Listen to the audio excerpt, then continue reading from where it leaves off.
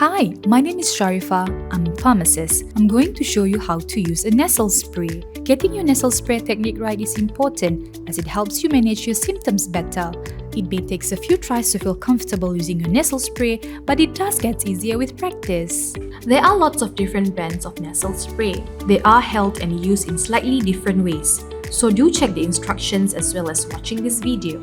If you are using a nasal spray for the first time, first, shake it well with the cap on for 10 seconds. Take off the cap.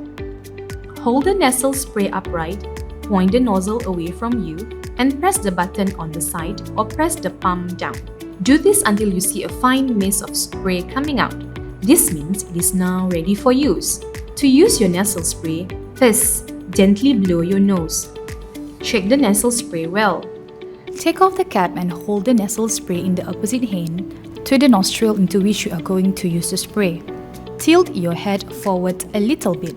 Place the nozzle just inside your nostril, pointing it slightly outwards, away from the center of your nose. This helps the medicine get to the right place and helps to avoid side effects.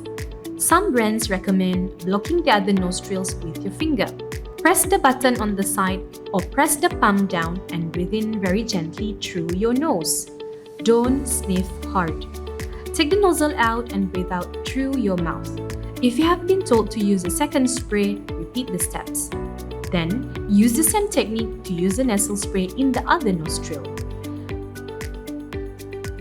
When you have finished, wipe the nozzle and put the cap back on. If you are using the correct nasal spray technique, it shouldn't drip from your nose or down the back of your throat. For more tips on using other medical devices, why not watch our other videos?